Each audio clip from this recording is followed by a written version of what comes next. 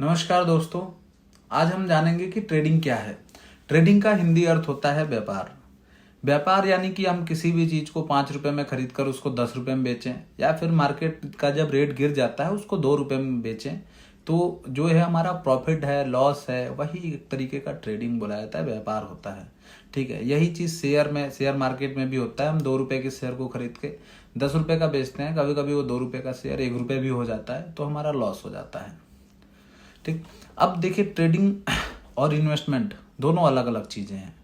ठीक, बहुत सारे लोग इसको ट्रेडिंग को इन्वेस्टमेंट भी समझते हैं, लेकिन ट्रेडिंग और इन्वेस्टमेंट दोनों अलग अलग चीज़ें हैं। हमारा टॉपिक है वो है ट्रेडिंग और इन्वेस्टमेंट में क्या क्या अंतर है। तो इसको हम लोग कुछ पॉइंटों से समझते हैं। ठीक है, देखिए, जो ट्रेडिंग होता है उसमें हमें टेक्निकल एनालिसिस की ज़रूरत पड़ती है, और जो इन्वेस्टमेंट होता है उसमें हमें फंडामेंटल एनालिसिस की ज़रूरत पड़ती है। अब ये फंडामेंटल एनालिसिस और टेक्निकल एनालिसिस क्या होता है, इसको आगे हम बारीकी से समझाएंगे। उसके आगे के पॉइंट हम पहले देखते हैं कि ट्रेडिंग और इन्वेस्टमेंट में क्या अंतर होते हैं।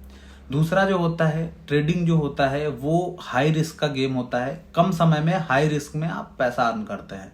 जैसे कि इसमें जो होता है वो आप 1 घंटे में, 5 मिनट में, 2 मिनट में, कभी कभी होता है कि 1 हफ्ते में, कभी कभी आप 1 महीने का ट्रेडिंग करते हैं। ठीक है, इसमें जो है कम समय में हाई रिस्क होता है, इसमें हाई रिस्क भी होता है और पैसा भी बनता है। लेकिन जो इन्वेस्टमेंट होता है उसमें लो रिस्क होता है, उसमें समय ज़्यादा लगता है। उसमें आप 1 साल के लिए और जो है उसको और लंबे समय के लिए उसको रखते हैं। इसमें जो है फंडामेंटल एनालिसिस किया जाता है और मार्केट कैपिटल देखा जाता है शेयर्स का, जो भी शेयर्स होते हैं। लेकिन ट्रेडिंग में ना तो मार्केट कैपिटल देखने की जरूरत होती है, ना ही फंडामेंटल एनालिसिस की जरूरत होती है।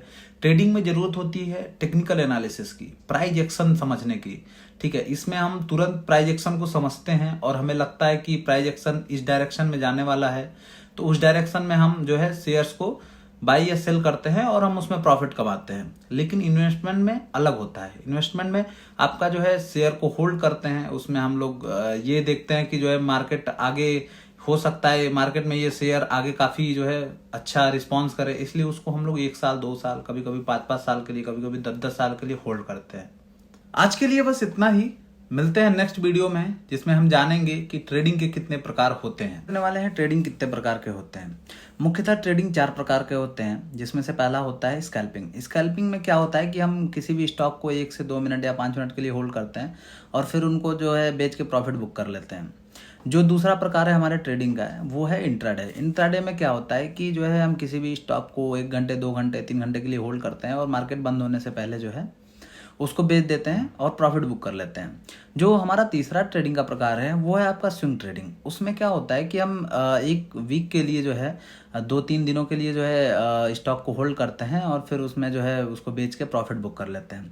जो चौथा हमारा ट्रेडिंग का प्रकार है वो है आपका जो है पोजीशन ट्रेडिंग। उसमें क्या होता है कि कुछ हफ्तों के लिए जो है हम लोग स्टॉक को होल्ड करते हैं और उसके बाद से जो है जब उसमें प्रॉफिट बुक करते हैं उसको बेच के, या फिर महीनों में उसको जो है बेच के प्रॉफिट बुक करते हैं। नेक्स्ट वीडियो में हम जानेंगे कि टेक्निकल एनालिसिस क्या है और फंडामेंटल एनालिसिस क्या है। जैसे फंडामेंटल एनालिसिस के बारे में जानेंगे।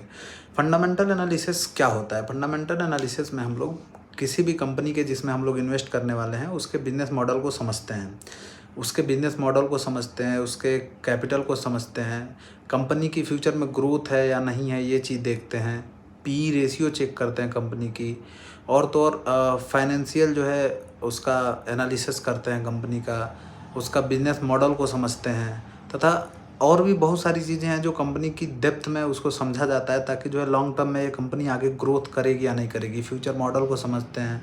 ठीक है, ये सारी चीज़ें जो है हम देखते हैं, ये सारी चीज़ें फंडामेंटल एनालिसिस के अंदर आती हैं। नेक्स्ट वीडियो में हम समझेंगे कि टेक्निकल एनालिसिस क्या होता है।